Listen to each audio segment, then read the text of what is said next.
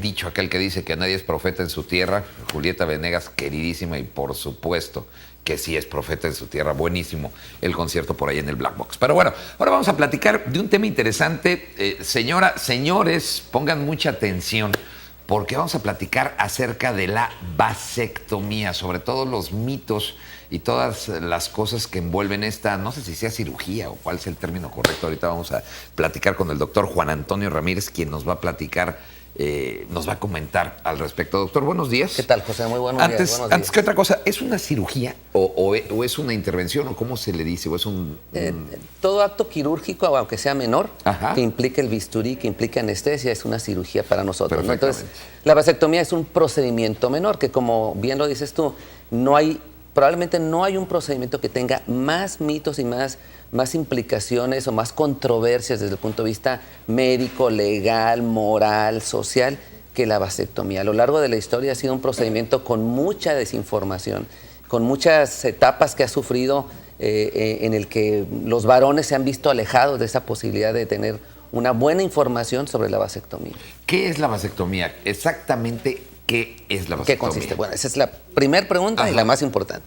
La vasectomía es un procedimiento menor que consiste en ocluir. Te traje un pequeño diagrama aquí. A ver, déjeme ver, ¿en dónde la ponemos ahí? Para que se alcance a ver bien y sepan todos y no queden dudas el día de hoy. Y si tiene alguna duda, ahorita lo van a mandar en esta. Si tiene alguna duda, nos llama y le preguntamos al doctor Ramírez con mucho gusto. Ok, ahí está. Ahí lo estamos viendo, Doc. Okay. Bueno, hay un conducto que comunica el testículo con el conducto urinario, que es por donde salen los espermatozoides. Ok. Recordemos que el testículo es el que produce los espermatozoides. Muy bien. Bueno, entonces, el deferente, que ese es el nombre del conducto, es un conducto de paso. Exclusivamente permite el paso de los espermatozoides. Okay. Pues en ese conducto que está entre el testículo y el conducto urinario, ahí es donde se realiza la vasectomía. Es decir, la vasectomía es ocluir, obliterar, cerrar ese conducto de paso exclusivamente mediante una técnica de cirugía sencilla, ambulatoria, de bajo riesgo hoy con las nuevas técnicas quirúrgicas, de muy buena evolución para los varones. ¿Se corta, se amarra, se une, se pega? ¿Qué se hace para tapar? Bueno, técnicamente lo que se hace precisamente es cortar. Muy bien. Y obliterar, cerrar. Se utilizan materiales de sutura o grapas que los extremos los ligamos para que no se vuelvan a unir, ¿no? Es separar el conducto y obliterar los extremos. ¿Qué pasa con mis relaciones sexuales o con las relaciones sexuales de los varones cuando se han practicado una vasectomía? ¿Siguen tus relaciones igual? ¿Baja el líbido? ¿Sube tu líbido? ¿Qué sucede contigo cuando estás vasectomizado? Ese es uno de los grandes mitos y de las grandes preocupaciones de todos los varones. El fenómeno de la erección en el varón está mediado por cuestiones de tipo hormonal, neurológico, vascular, que no tienen nada que ver con el conducto por donde pasan los espermatozoides. Es decir, pregunta concreta, respuesta concreta. No se afecta para nada la erección, ni la libido, ni nada. De hecho, estadísticamente, y esto es el comentario que quiero hacerte, es bien interesante, porque estadísticamente un varón vasectomizado mejora su desempeño sexual porque ya no tiene la preocupación de tener que embarazar a la pareja. Es decir, se siente más relajado emocionalmente. Y esto se ha medido con encuestas que prácticamente mejora el 30% su desempeño sexual. A ver, doctor, otra pregunta que yo le haría. ¿Duele? Porque digo, es una parte que los varones nos cuidamos mucho y pues es una parte sumamente sensible. Es muy dolorosa una vasectomía.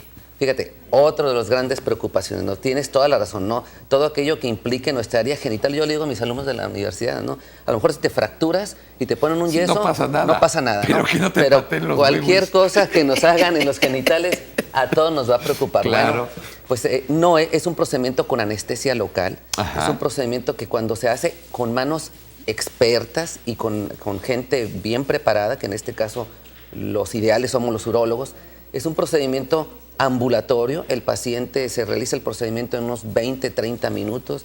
El paciente no tiene nada más que descansar ese día en su casa, se va caminando, no requiere estar postrado en cama, no requiere bolsas de hielo, no requiere estar absolutamente para nada. No, es un procedimiento muy noble, manejado como debe ser con delicadeza el área genital, ¿no? Es un área muy sensible, hay que reconocerlo, pero no por ello va a ser una cirugía cruenta. No, y para eso hay especialistas, en este caso ustedes, en este caso los urólogos.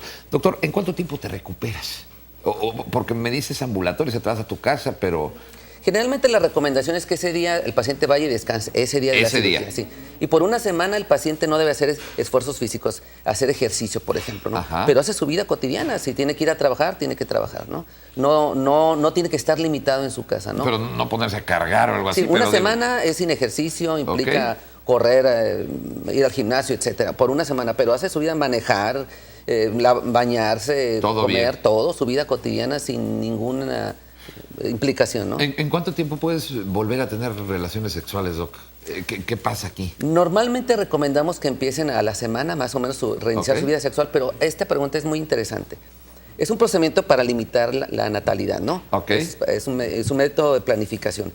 Debe el paciente mantenerse con un método de planificación, el mismo que esté utilizando, vamos a suponer el preservativo, por un promedio de unas 8 semanas. ¿Por qué? Porque en parte del conducto quedan los espermatozoides aún.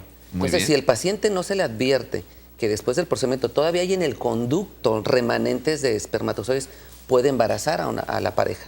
Por tanto, la actividad sexual se reinicia a la semana, pero después de eso, todo ese tiempo, hasta las 8 semanas, hasta que tengamos un estudio del semen que nos demuestre que no hay ningún espermatozoide. Entonces el paciente tendrá... ¿Se tiene que hacer un estudio después para ver que todo haya quedado bien? Por eso te decía que eso es un procedimiento interesante porque tiene implicaciones legales.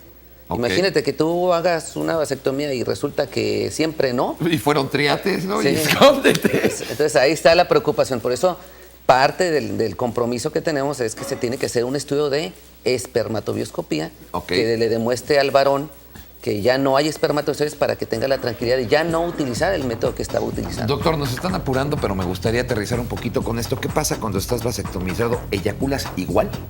Buena pregunta. De lo que el varón eyacula, el 95% es líquido seminal, que es un líquido que nutre a los espermatozoides, y el 5% es espermatozoides. Lo que quitamos es el 5%, es decir, desde el punto de vista de sensibilidad, el paciente no percibe absolutamente ninguna diferencia. Entonces tendrías que tener un microscopio para ver la diferencia. Tendrías que medirlo, ¿no? Pero no hay ninguna diferencia, absolutamente nada. La eyaculación es lo mismo, el deseo sexual es el mismo, su vida sexual es la misma.